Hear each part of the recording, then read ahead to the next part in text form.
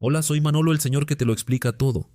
Estoy aquí en el canal El Comentario, realizado y dirigido por Agustín Sancho Cubero. Hoy vamos a aprender sobre el siguiente asunto: ¿por qué en la isla de Cuba el fútbol no es el deporte rey?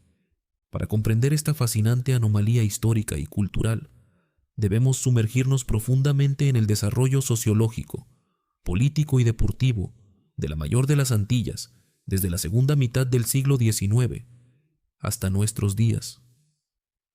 En la inmensa mayoría de los países del mundo, y muy especialmente en América Latina, el balompié o fútbol se erige como el soberano indiscutible de las pasiones deportivas. Sin embargo, Cuba, junto con un puñado de naciones caribeñas y centroamericanas, presenta un panorama completamente distinto, donde el béisbol ha ocupado tradicionalmente el trono absoluto del corazón popular.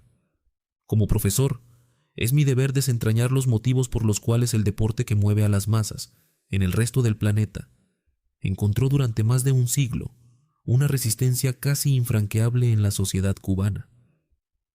El origen de esta peculiaridad no se encuentra en el césped de un estadio, sino en los turbulentos años finales del dominio colonial español en América.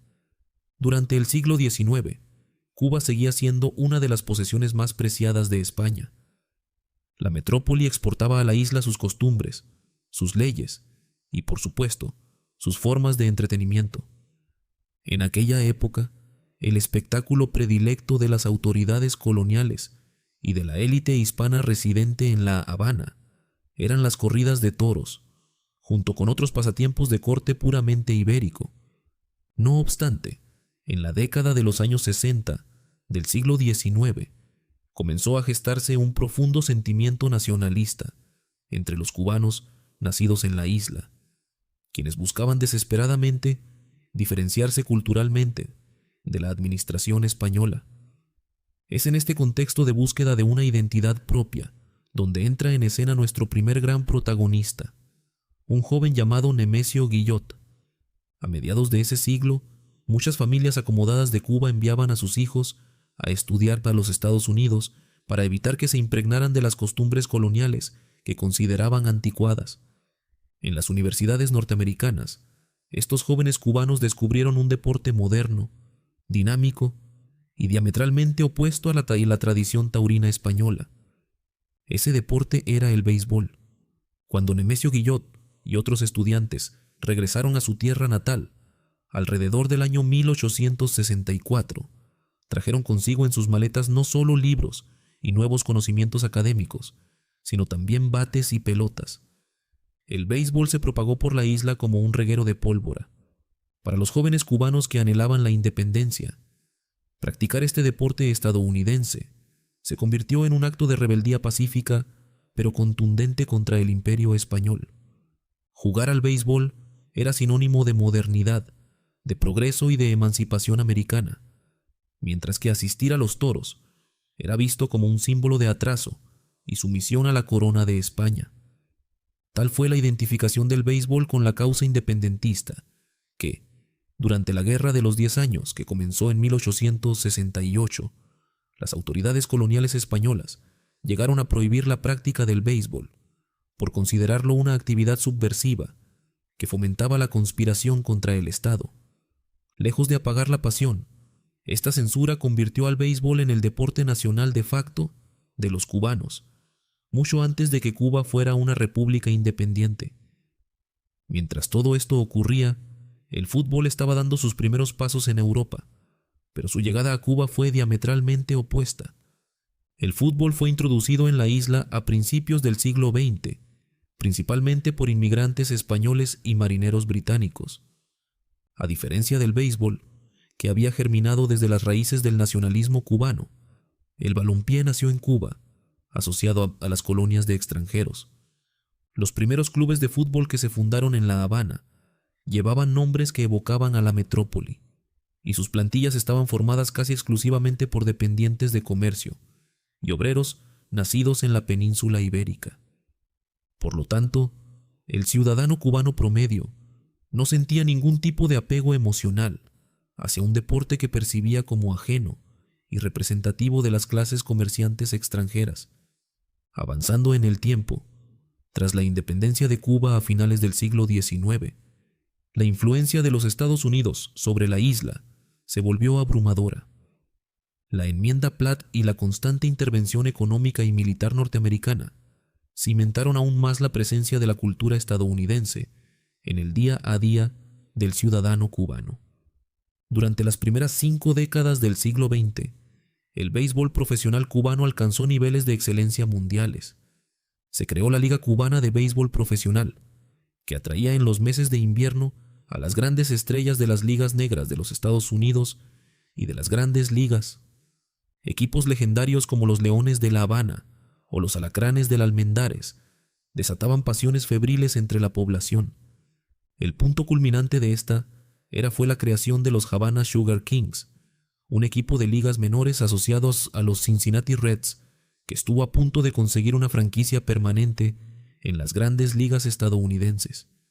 En ese mismo periodo de la primera mitad del siglo XX, el fútbol cubano se mantenía en un plano completamente aficionado y marginal. Aunque Cuba logró la hazaña de participar en la Copa del Mundo de 1938 celebrada en Francia, donde incluso lograron avanzar a los cuartos de final tras derrotar a Rumanía, este éxito fue un espejismo que no logró encender la chispa del balompié en el país. Las infraestructuras deportivas se construían pensando exclusivamente en los diamantes de béisbol. Las plazas, los solares vacíos y las calles de los pueblos se llenaban de niños golpeando una pelota de trapo con un palo de escoba. El béisbol era el tejido que unía a la sociedad, desde el humilde cortador de caña de azúcar hasta el próspero empresario habanero. El triunfo de la Revolución cubana en el año 1959 supuso un cambio de paradigma radical en todas las esferas de la vida, incluyendo el deporte. El nuevo gobierno abolió el deporte profesional y comercial, considerando que mercantilizaba al atleta y corrompía los verdaderos valores del esfuerzo físico. A partir de ese momento, el Estado asumió el control absoluto de la formación, organización y promoción de todas las disciplinas deportivas. El béisbol, lejos de perder su estatus, fue elevado a la categoría de símbolo supremo de los logros de la revolución. Se creó la Serie Nacional de Béisbol, un torneo puramente amateur que dividía al país por provincias y que garantizaba que cada rincón de la geografía cubana estuviera representado. El gobierno cubano invirtió enormes recursos en desarrollar un sistema deportivo basado en el modelo de los países del bloque del Este, pero con el béisbol como joya de la corona. La Selección Nacional de Béisbol, armada con jugadores que en cualquier otro país habrían sido profesionales multimillonarios, se convirtió en una maquinaria invencible que dominó los Juegos Panamericanos, los Campeonatos Mundiales y posteriormente los Juegos Olímpicos. Para las autoridades, cada victoria del equipo cubano sobre la selección de los Estados Unidos en un torneo internacional no era solo un triunfo deportivo, sino una victoria ideológica del sistema socialista sobre el capitalismo. Durante las décadas de la Guerra Fría, Cuba experimentó un aislamiento geopolítico y cultural respecto a sus vecinos latinoamericanos, mientras en Argentina, Brasil, México o Colombia, el fútbol se convertía en una religión de masas transmitida por televisión. Los cubanos vivían en una burbuja mediática. La televisión nacional apenas transmitía partidos de fútbol internacional. Las alianzas estratégicas de Cuba miraban hacia la Unión Soviética y la Europa del Este. Si bien en esos países se jugaba al fútbol, su sistema deportivo priorizaba disciplinas olímpicas, donde se repartían muchas medallas, como el boxeo, la lucha, el atletismo, el judo y el voleibol. Cuba adoptó esta misma mentalidad de medallero olímpico. El fútbol requiere una inversión gigantesca para formar 22 jugadores en el campo, una liga competitiva y mucha logística, y todo ello para aspirar a una sola medalla en un evento multidisciplinario. El Estado cubano entendió rápidamente que era mucho más eficiente invertir esos recursos en deportes de combate o en atletismo, donde unos pocos atletas de élite podían asegurar un torrente de medallas de oro para la gloria del país. El fútbol simplemente no era rentable desde la perspectiva de la política deportiva estatal. Esta prolongada desconexión con el desarrollo del fútbol global mantuvo al balompié en un estado de letargo profundo dentro de la isla. Los niños cubanos de los años 70, 80 y principios de los 90 crecían idolatrando a estrellas del béisbol local como Omar Linares, Víctor Mesa o Antonio Pacheco, o a leyendas del boxeo como Teófilo Stevenson. Los nombres de Pelé o Maradona eran conocidos, pero no generaban la idolatría cotidiana que se respiraba en Buenos Aires o Río de Janeiro, simplemente porque el pueblo cubano apenas podía verlos jugar en directo. Sin embargo, como ocurre con todos los procesos históricos, la realidad no es estática. A finales del siglo XX y principios del siglo XXI, el panorama comenzó a transformarse de manera lenta, pero inexorable, y es fundamental que analicemos esta evolución con datos sociológicos recientes. La grave crisis económica que afectó a Cuba en la década de los 90 provocó un deterioro significativo en las infraestructuras deportivas del país. Los estadios de béisbol comenzaron a sufrir la falta de mantenimiento, escaseaban los implementos deportivos básicos como guantes, bates de calidad y pelotas, los cuales son costosos de producir o importar. Al mismo tiempo, el béisbol cubano comenzó a desangrarse debido a la creciente emigración de sus mejores talentos hacia los Estados Unidos, en busca de contratos millonarios en las grandes ligas, lo que provocó una inevitable bajada en el nivel de calidad y espectáculo de la serie nacional. En contraste con la complejidad logística del béisbol, el fútbol es un deporte democrático y sumamente austero en sus requerimientos materiales. Solo se necesita un espacio plano, 4 piedras para marcar las porterías y un balón, que en muchas ocasiones puede ser improvisado. Ante la escasez material, muchos jóvenes cubanos en las calles comenzaron a encontrar en el balompié una alternativa lúdica mucho más accesible.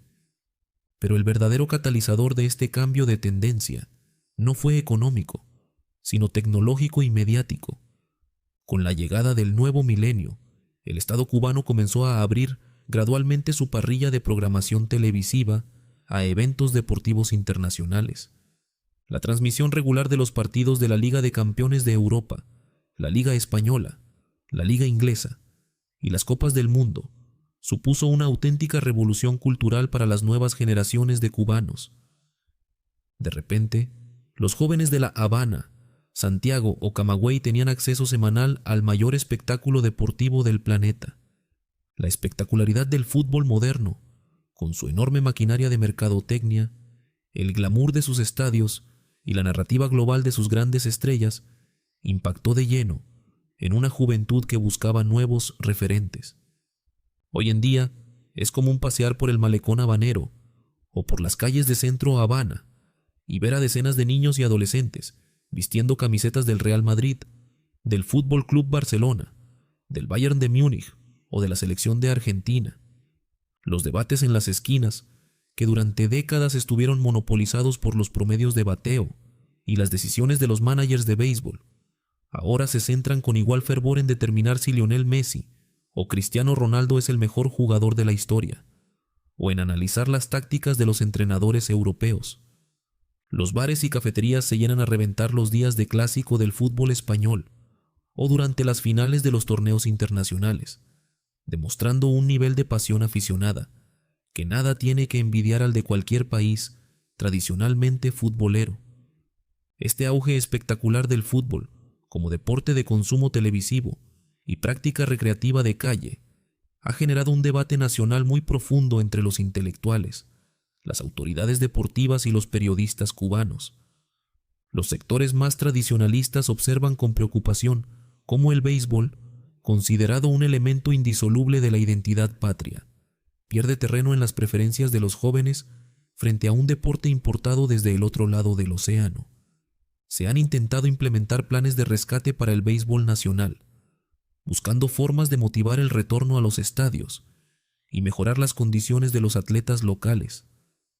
No obstante, las autoridades han tenido que rendirse a la evidencia de la realidad e incorporar al fútbol en la planificación deportiva del país de una manera mucho más seria.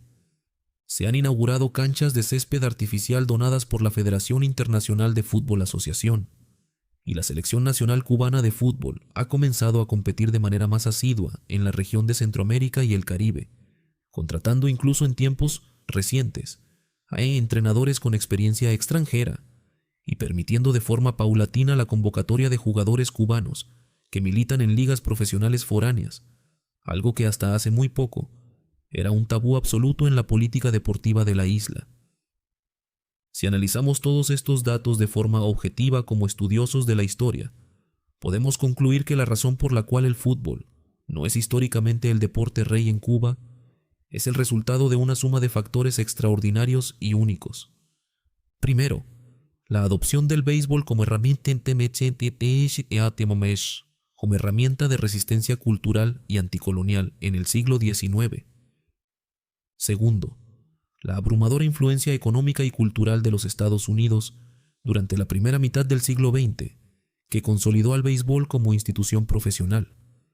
Tercero, la decisión política de la revolución de convertir al béisbol amateur en el estandarte diplomático de su sistema frente al mundo.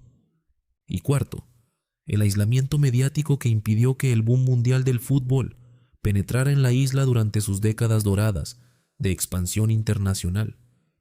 El futuro deportivo de Cuba se presenta fascinante, aunque el fútbol está ganando la batalla por la atención de las nuevas generaciones en las calles y en las pantallas de televisión. El peso de la historia es inmenso. El béisbol no es simplemente un juego en la isla caribeña, es el reflejo de sus luchas, de su literatura, de su lenguaje cotidiano y de su memoria colectiva. Es muy probable que nos dirijamos hacia un escenario de convivencia donde el fútbol domine la cultura de consumo global e internacional entre los más jóvenes, mientras que el béisbol se mantenga como el guardián de las raíces y el patrimonio cultural de la nación. Ha sido un verdadero placer diseccionar este fenómeno histórico-sociológico con todos vosotros, desgranando cada una de las razones que han moldeado la cultura deportiva de un país tan singular y apasionante. Os recuerdo de nuevo que para seguir explorando y aprendiendo sobre los temas más interesantes y curiosos de nuestro mundo desde una perspectiva analítica y rigurosa, no dudéis en suscribiros de inmediato al canal El Comentario,